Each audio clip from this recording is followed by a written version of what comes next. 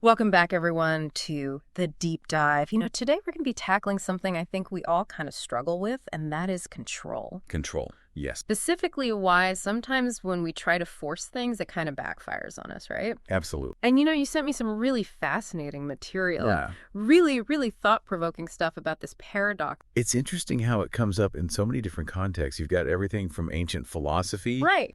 To modern psychology, and it all seems to point to a similar direction. Yeah, and that's what we're going to do today. We're going to kind of unpack this paradox a little bit. Right. And see, how can we apply this to our own lives, maybe look at things a little differently, relationships, our own personal well-being, all that kind of stuff without, going too deep into the weeds. Right. Just the practical takeaways. How can we use this? Yeah, exactly. Yeah. Exactly. And one of the things that really jumped out at me from one of the pieces that you sent was this idea they were talking about trying to grab a handful of sand. Oh, yeah. Like wet sand.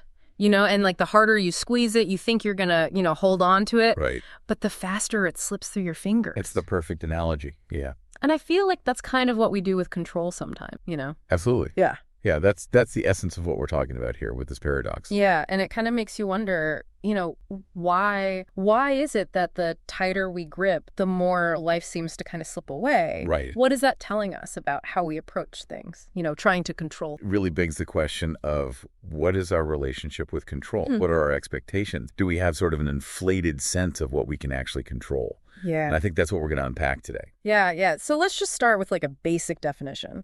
What are we even talking about when we say control? Yeah. One of the sources, I think, defined it as, the ability to kind of direct, regulate, or manage something to get a desired outcome. Exactly. And it's interesting because, on the one hand, control is necessary in life. Sure. Right? Like if you're driving a car. Right. You need to be able to steer. You need to be able to control the vehicle. Same with, managing your time or organizing your day. Right. A certain amount of control is absolutely necessary. Mm-hmm. It's when we take that and we try to extend it beyond its proper domain. Right. That's when the problems arise. Yeah. So it's a tool. It's not inherently good or bad, but it's how we use it. Exactly. And, I was reading about this. It seems like this craving for control. Yes. This need to be in charge is really deep. One of the sources was talking about the evolutionary roots of this. Yeah. And it was saying that, for our ancestors, survival was pretty directly tied to how well they could control their immediate surroundings. Right. Think about it. Our ancestors, they had to deal with the elements. They had to figure out how to hunt. They had to find shelter. Right. The more control they had over those things, the more likely they were to survive. Right. More control meant more security. Exactly. So it makes sense that we've inherited this kind of deep-seated need for control. But it's interesting because that same instinct that, once served us so well can kind of backfire in the modern world. Right. When we try to apply that same level of control to things that are inherently, unpredictable, other people's feelings or thoughts, the future. I mean, nobody knows what's going to happen tomorrow. Exactly. The uncertainties of life. Right. Or even, your own emotions. Sometimes this can be a roller coaster. Right. We can't control everything. Yeah. And I think it's really important to make that distinction between what we can control and what we can't. One of the sources talked about the difference between healthy control and unhealthy control. Okay. Yeah. Let's dive into that a little bit because I think that's a really important distinction. So healthy control is about focusing on what you can actually influence. Yeah. Your own actions, Yeah. your thoughts, your decisions. Right. So if you're studying for an exam, if you're practicing a musical instrument, you're choosing to respond calmly to a difficult situation. That's healthy control. You're taking charge of the things that you can actually control. So it's taking responsibility for your own, domain. Exactly. Okay, so that's the healthy side of control. Right. What about the unhealthy side? So unhealthy control is when you try to control things that are really outside of your sphere of influence, Right. like other people's opinions, or trying to dictate every detail of your partner's life. Yeah. Or, obsessing over outcomes that you can't guarantee. Right. That's unhealthy control, and it usually just creates more problems. And that kind of brings us back to the paradox, doesn't it? Exactly. The more we try to control those things, the more they seem to slip away. Yeah. And one of your sources had some great examples of how this control paradox plays out, like how control can actually... Right. If you think about a micromanaging boss, Uh-huh. always looking over their employees' shoulders, Right. dictating every little detail, what happens? People get resentful. They get resentful, they lose motivation, their creativity gets stifled. it's counterproductive. Right. And it's the same in relationships, too. Okay. If you try to control your partner, you're going to push them away. Yeah. It's like that old saying, you can't squeeze a rose too tight or you'll crush it. Right, right. And the source had some interesting examples from like classic myth. Yeah. The story of King Midas. Oh, yeah, King Midas. His desire for wealth ended up like backfiring on him big time. He couldn't even eat. Right. Couldn't touch his loved ones. A cautionary tale. And then Icarus. Remember him? Oh, yeah. Tried to fly too close to the sun. Classic example of hubris. Right. Thinking he could control something he couldn't. Right, right. So this whole idea isn't new. No, not all. People have been grappling with this paradox for centuries. Yeah, it's a timeless human struggle. And you sent over some material about some of the ancient philosophies that kind of tackled this. Right. Starting with Stoicism, Yeah. which seems really relevant today. It is. Stoicism is all about understanding what you can control and what you can't, and focusing your energy on what you can control. And that kind of ties back to Epictetus, right? Exactly. Epictetus, that famous Stoic philosopher. And I think you have his quote. Yeah, his famous quote is, some things are up to us and some things are not. Right. And that's really the heart of Stoicism. So what are the things that are up to us according to the Stoics? Our thoughts, Yeah. our act, our attitude, how we choose to respond to things. So our inner world. Exactly.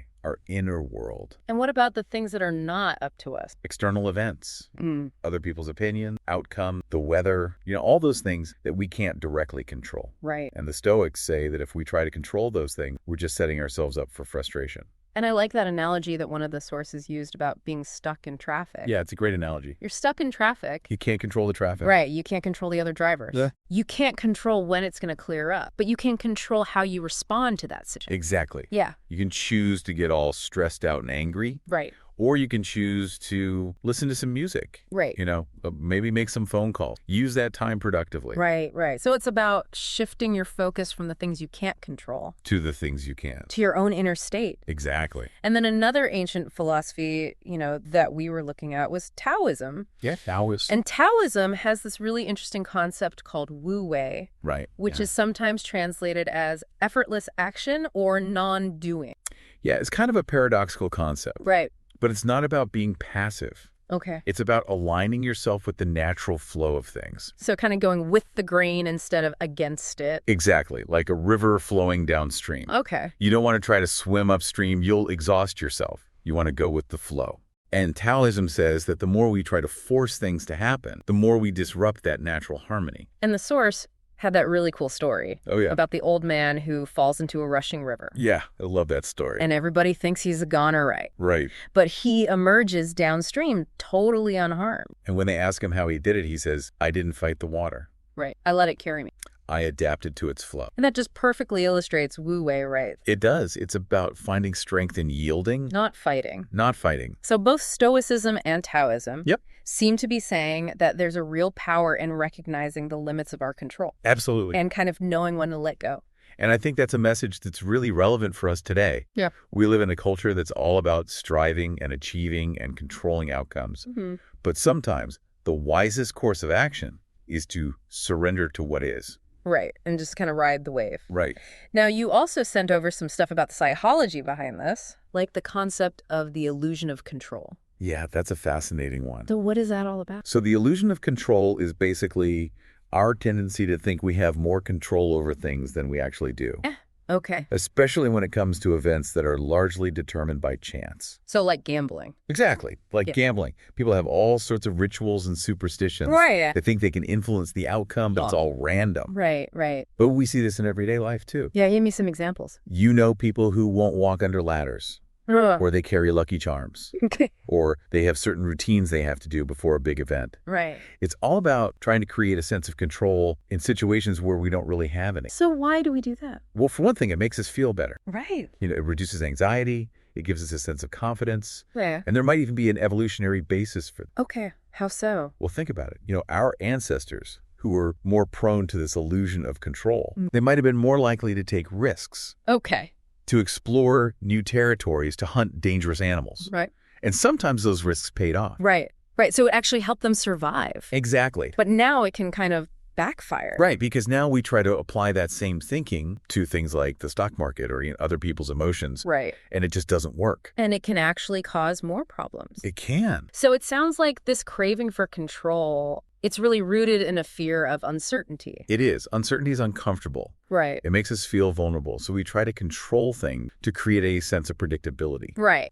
To make ourselves feel safe. Exactly. But the irony is that sometimes those attempts to avoid uncertainty can actually create more uncertainty. Right. If you think about someone who's constantly checking their phone for flight updates. Yeah. Or, refreshing their email every 5 minutes. Right. They're just making themselves more anxious. Yeah. Right. So how do we know when this natural desire for control has kind of morphed into something that's actually harmful? Yeah, that's a good question. And your sources talked about a few key areas where this can happen, like micromanagement. Oh, yeah, micromanager. I think we've all had that boss. The classic example of control gone wrong. Right, where they feel like they have to control every little detail. Every little detail. Yeah. And it just drives everyone crazy. Right. It's totally demotivating. It is. And it's usually rooted in insecurity. Okay. The micromanager is afraid of things going wrong. So they try to control everything. You try to control everything. But it ends up backfiring. It does. It stifles creativity. It breeds resentment. And the source also talked about perfectionism as another example. Yeah, perfectionism, that's a tough one. Because a lot of times perfectionism is seen as a positive trait. Right. It's often disguised as striving for excellence. But it's really about control. It is. It's about trying to control every outcome to make sure everything is perfect. And that can lead to all sorts of problems. It can. Procrastination, burnout, anxiety, never feeling good enough. And then another example that the source talked about was obsessive behaviors. Right, like someone who's constantly cleaning. Okay. Or checking things or hoarding things. It's all about trying to create a sense of order and control in their environment. To manage anxiety. To manage anxiety, yeah. And, one of the most damaging places where this need for control can manifest is in relationships. Absolutely. When one partner tries to control the other partner. Yeah, it never ends well. Right. It leads to resentment and distrust and just all sorts of problems. It creates a toxic dynamic. So if we recognize this tendency in ourselves, this urge to control that's actually causing harm. Right. What can we do about it? Well, the first step is awareness. Okay. Recognizing that you're doing it. Mm-hmm. And then asking yourself, is this something I can actually control? Right. And if it's not, then you need to start letting go. And one of the things that your sources talked about was mindfulness. Yeah. It's a really helpful tool. Mindfulness is all about paying attention to the present moment without judgment. Okay. And when you're mindful, you're less likely to get caught up in those anxieties about the future or the things you can't. Right. You're more focused on what you can do right now. And the source also talked about the importance of self-compassion. Yeah. Being kind to yourself. Especially when you make mistakes. Right. A lot of people who struggle with control are also very self-critical. Okay. And that just makes... So it's about cutting yourself some slack. Exactly. And recognizing that you're human. You're not perfect. And that's okay. And ultimately, it sounds like it's about finding a balance. Yes. Control is a tool. It is. It's not inherently good or bad. Right. But we need to use it wisely. And we need to know when to let go. And that kind of brings us back to the Eastern philosophies we were talking about before. Yeah. Taoism and Zen Buddhism. Right. You had some more to say about their perspectives on letting go. Yeah. They offer some really helpful insights. Okay. So in Taoism, as we talked about, Wu Wei is all about aligning with the natural flow of things. Right. It's like that image of steering gently downstream. Instead of paddling furiously upstream. Exactly. And Zen Buddhism emphasizes acceptance and presence. Right. Just being in the moment. And letting go of resistance. Okay. Because a lot of our suffering comes from resisting what is. So how can we actually put these ideas into practice? Yeah. You had some really practical techniques for letting go. Yeah. There are a few things you can try. Okay. One is to really distinguish between what you can control and what you can't.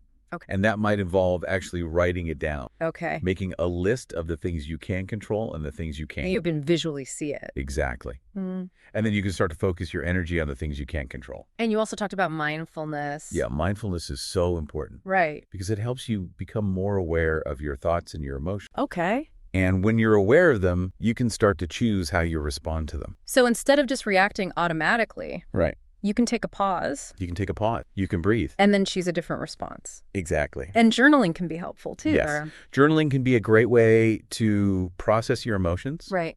And to get some clarity on what's really going on. And you also talked about reframing your perspective. Yeah. Which is something I think I need to work on because sometimes I tend to catastrophize things. Right. And make things bigger than they really are.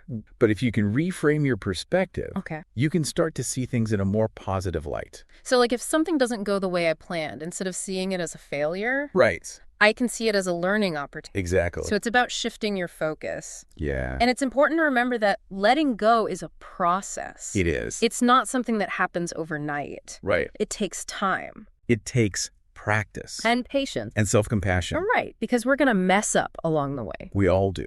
But it's about getting back on track. Exactly. And remembering that letting go doesn't mean giving up. Right. It's about approaching life with a different attitude. A more balanced attitude. And a sense of trust. Yeah, trusting yourself. Trusting the process. And trusting that things will unfold as they should. And we kind of circled back to Stoicism earlier. Yeah. As being really relevant, to this whole conversation about control. It is. Stoicism is all about focusing on what you can control. Right. And accepting what you can't. And that's that whole dichotomy of control concept, right? Exactly. The idea that there are things within our control, our thoughts, our actions, our choices, right, and things outside our control. Like external events, other people's opinions. Right. And the key is to focus on the internal. Exactly. And to let go of the attachment to outcomes. Right. You can control your effort, but you can't always control the results. Like if you're planting a garden. Right. You can do everything right. You can plant the seeds, you can water them. Right, you can fertilize them. But you can't control the weather. Right, you can't control the pests. You can't control if a hailstorm comes through. Right, so the Stoics would say, focus on the things you can control. Exactly. And let go of the things you can't. And they had some practical exercises for doing that. Right, you mentioned the view from above exercise. Yeah, that's a great one. It's about imagining yourself looking down on your problems from a cosmic perspective. So kind of putting things in perspective. Exactly. And then there's that premeditatio malorum thing. Yeah, which sounds kind of scary. Right. But it's actually really helpful. How so?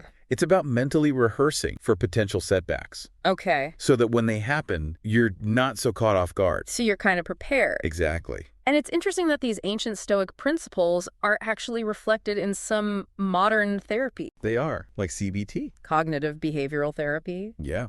And mindfulness. Right. Both of those therapies emphasize the importance of focusing on your thoughts and your behaviors. Your inner world. Your inner world. And the example of Marcus Aurelius I thought was really inspiring. Yeah. He was a Roman emperor. Right. He had all this power. All this external power. Right. But he was still guided by these Stoic principles. And it helped him through some really tough times. Right. He faced wars and plagues and all sorts of challenges. But he remained calm and focused. Because he was focused on his inner world. Exactly. And finally, you sent some stuff about some other Western philosophical and psychological thinkers. Yeah. Like Nietzsche and Camus and Jung and Frankl. Right. How do their ideas kind of fit into this whole conversation about control? Well, they each offer a unique perspective. Okay. Nietzsche talked about the will to power. Right. But for him, it wasn't about controlling others. Okay. It was about mastering yourself. Becoming the best version of yourself. Exactly. And Camus talked about the absurdity of life. Right. And how we should embrace that absurdity instead of trying to control it. Okay. And Jung talked about the importance of integrating our shadow selves. The parts of ourselves that we try to hide or deny. Exactly. And Frankl talked about the importance of finding meaning in suffering.